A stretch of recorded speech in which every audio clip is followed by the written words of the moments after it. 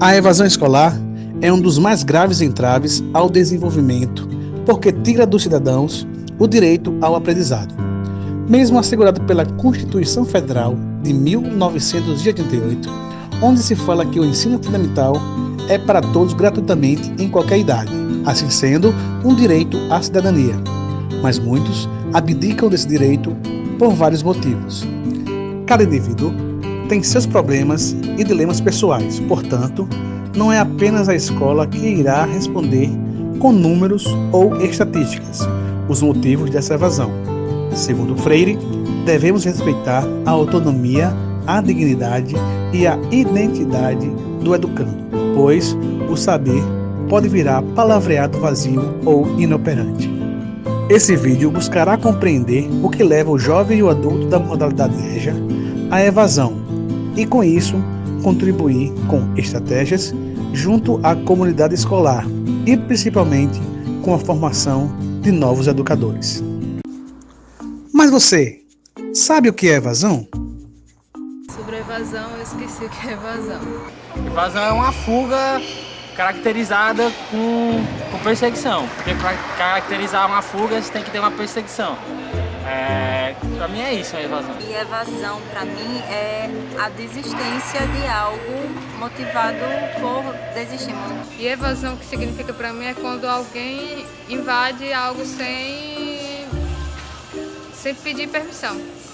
Eu acho que é isso. E para mim a evasão é a desistência de algo por desestímulo. Evasão é a saída do aluno do ambiente escolar, seja do ensino médio, seja do ensino superior. É a saída por diversos motivos, ou pela falta de recursos de assistir a aula, ou pela falta de estímulo. Então, a evasão escolar, ela é um tema complexo, não é? Porque ela não está ligada única e exclusivamente à questão do que acontece na escola e na sala de aula. Então, a evasão, a gente precisa situá-la como uma questão social e política, né? Então, a escola vai ter seu papel social, mas a escola está contextualizada, a escola atende a uma camada da sociedade, a escola ela tem um projeto para atender essas pessoas.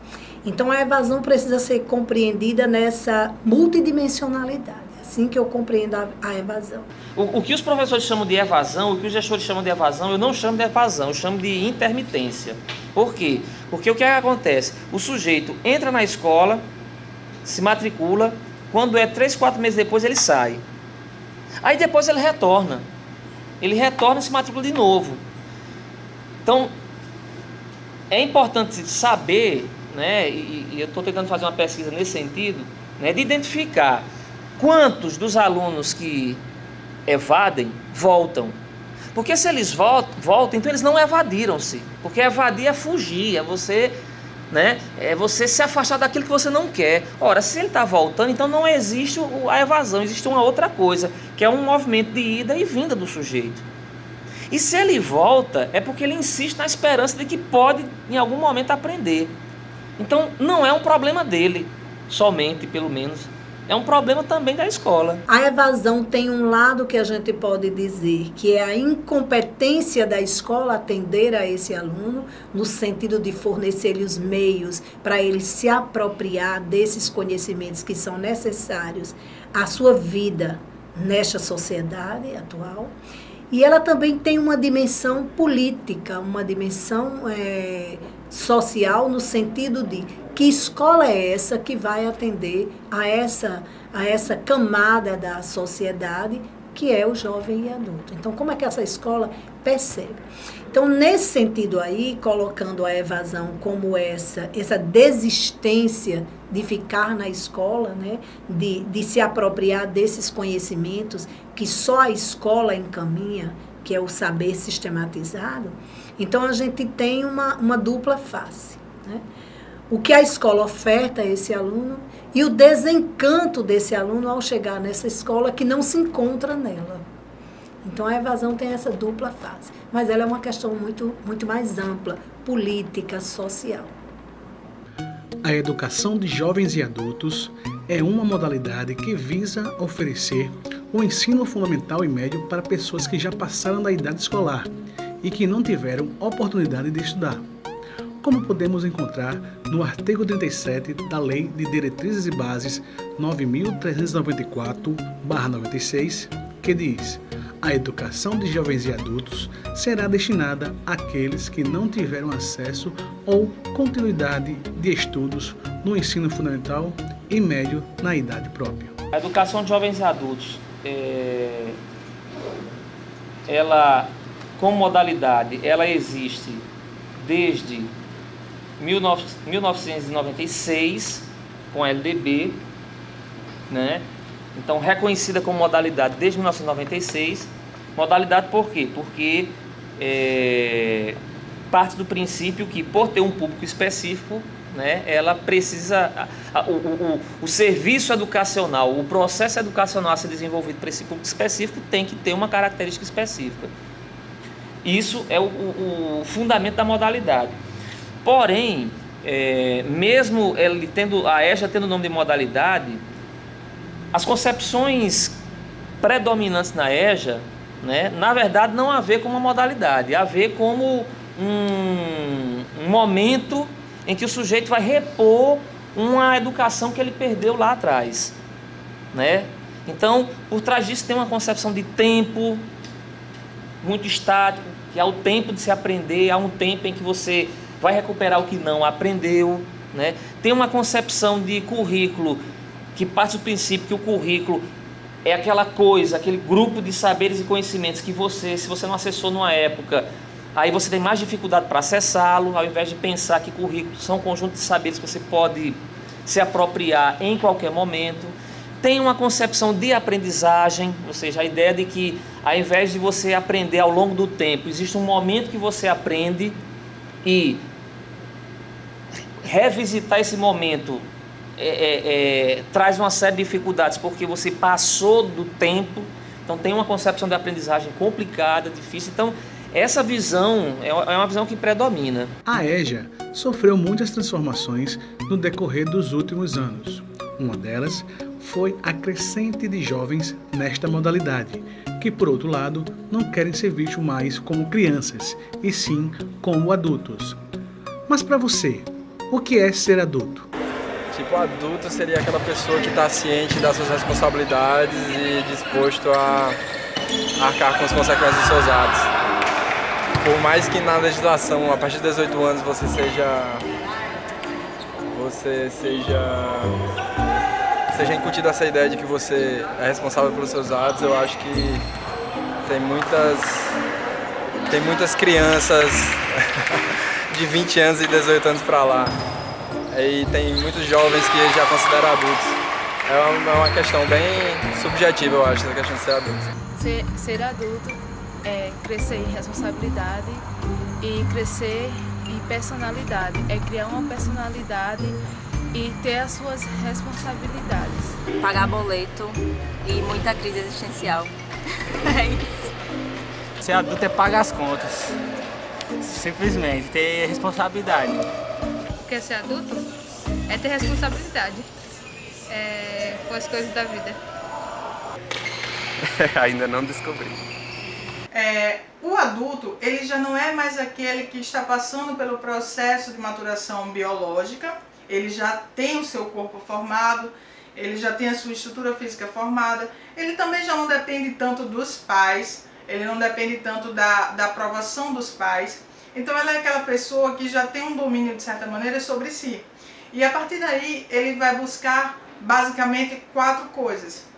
Ele vai buscar amor, ele vai buscar uma estabilidade emocional, ele vai buscar se filiar a alguém, ele vai buscar amizades também, que são coisas que vão fazer com que ele tenha um ciclo de amizades, com que ele consiga viver em sociedade, ter uma sociedade, ter amigos. Ele vai precisar também a questão do trabalho, uma coisa que vai pesar muito na idade adulta, onde ele vai procurar se estabilizar em um emprego, em alguma coisa que faça bem para ele, e também a questão da autoestima. Ele se sentir bem onde ele está e ele conseguir passar por essas 4 fases, além de tentar deixar um legado. O adulto normalmente ele tenta fazer alguma coisa, mesmo que inconscientemente, para deixar um legado para a nova geração. A falta de atrativos no ambiente escolar espanta o aluno mais jovem desta modalidade, e os que permanecem chegam às séries mais avançadas sem saber ler com fluência ou realizar cálculos matemáticos simples. Muitos são conscientes que, sem o estudo, o futuro é incerto e sem perspectivas de melhoras. Não podemos esquecer o adulto que trabalha o dia todo e não tem forças para absorver os conteúdos e às vezes desiste por não se adequar ao comportamento dos colegas mais jovens de sala de aula. Poderia todo ano fazer assim, deixar assim, de 35 a 40, a 50, tudo numa classe. E deixar os jovens de 15, de 20, tudo noutra classe. Acho que por causa da diferença da idade, né? Porque assim, os jovens, ele pensam já de uma forma diferente, né? Os adultos já de outra, muito mais diferente. Acho que isso dificulta um pouco, né? Mas o problema dos jovens aqui é porque eles fazem muita zoada. Às vezes assim você não consegue, você está fazendo uma coisa aqui, aí um diz uma coisa aqui, o outro grita ali, o outro dá uma risada, aí assim, desconcentra. Se eu tivesse assim, se eu pudesse assim falar com alguém, bota só de 35 a 40, a 50, tudo numa sala, para mim seria muito melhor. Que eles já se reuniram uma vez e vieram me pedir para dividir as turmas. Nádia, tem como você dividir as turmas? Aí era complicado, porque quando tínhamos 2 turmas, né, de nível 4 e 2 de nível 3, a gente conseguia, né? A gente deixava o que é mais jovem, a gente deixava, e a outra pessoa mais adulto, mais focado. Aí quando começou a cair, aí a secretaria mandou diminuir, ia fechar, já ia fechar. Mas aí a gente correu atrás de aluno e a gente ainda conseguiu formar. Aí formamos só uma turma. Aí o pessoal viu e disse, não tem como fazer mais, porque agora só tem uma turma, então não tem mais como, né, dividir. Mas eles se sentiam meio constrangidos, porque faixa etária diferente, foco diferente, né, outras visões. Nos últimos anos, houve uma diminuição significativa no número de matrículas na modalidade de educação de jovens e adultos. Essa redução na procura dessa modalidade está ocasionando o fechamento de escolas na cidade do Natal, trazendo assim prejuízos para a população. Dessa forma, para entendermos os motivos dessa desistência, temos que conhecer os caminhos e as histórias desses indivíduos, pois cada um tem problemas no contexto familiar, financeiro e social. Porque a Secretaria da Educação ela trabalha com dados, né? Ela tem que trabalhar com dados para poder formar estatísticas e dessas estatísticas formar números, né? Porcentagens que entrem num valor que se possa haver renda para a escola, né? A geração de renda na escola e tudo mais. Então, todos esses números, eles têm uma faixa de limite, né? Vamos supor que são 25 alunos por sala para poder as matrículas abrir a turma no ano, né? Que sejam 25 alunos. Então, se não tem 25, se tem 20, a gente chega na secretaria e ainda consegue negociar, mas menos que isso realmente fica impraticável. Quando a gente vai iniciar as matrículas, a gente sempre coloca carro de som, bota uma faixa lá na frente, né? Para atrair o pessoal. Atrai tudo, mas assim, eles fazem matrícula, vem no comecinho algumas pessoas, depois começam a surgir outras ordens que a gente não sabe por aí, né? Não sabe como são, e vai a evasão mesmo. Muito desiste porque assim, a crise de emprego está muito grande, né? Então, as pessoas, geralmente eu tenho muitas colegas, eu me encontro com ela e pergunto, tá indo para o colégio? Eu voltei para o colégio novamente. Eu não estou indo porque eu arranjei um trabalho, estou saindo do trabalho, muito tarde, só saio de 7 horas. Às vezes a patroa acha ruim quando ela não termina as tarefas todas. E ultimamente aqui a violência está muito grande, muita gente também desiste, né? Por conta disso aí. Muito é discutido quais são os motivos que levam esses alunos a parar de estudar. Quais agentes interferem nesta decisão? Autores falam que o maior motivo é o trabalho, na qual o jovem ou adulto tem que escolher entre a escola ou o sustento da família. Outras coisas como desinteresse do aluno pela falta de criatividade do docente, medo de não acompanhar a turma e cansaço também fazem parte dos motivos para a evasão.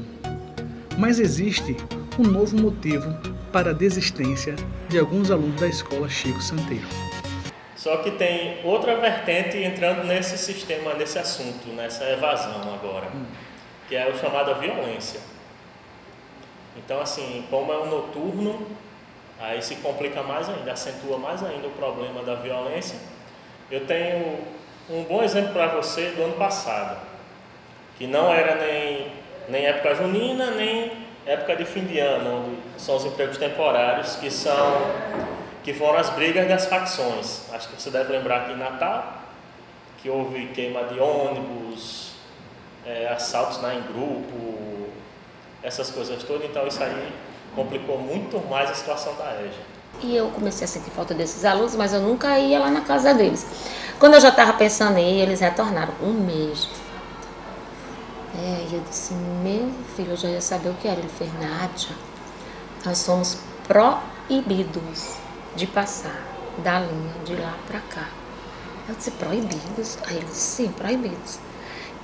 Por isso a gente ficou com medo, porque se a gente desobedecesse às ordens do comando de lá, das drogas, a gente podia morrer, Nádia, eles matarem eu mesmo. Vimos vários motivos que podem levar à desistência dos alunos da EJA. Questões já conhecidas e outras que até pouco tempo só conhecíamos através dos noticiários da TV. Mas uma coisa podemos perceber: cada indivíduo tem seus motivos, seja ele pessoal ou coletivo. Então, ainda devemos perguntar: por que parou? Parou por quê? Por que parou? Parou por quê? Por que parou? Parou por quê? Por que parou? Parou por quê? Eu desisti porque, como eu trabalhava muito, aí ficava muito minha família. Chegava tarde, aí eu desisti por causa disso. É porque eu era rapaz. Aí eu parei. Eu acho muito importante a educação. Eu acho muito importante. Porque assim, na educação você aprende mais. Você aprende a se educar, você aprende a se policiar, entendeu? Você aprende a conversar, né?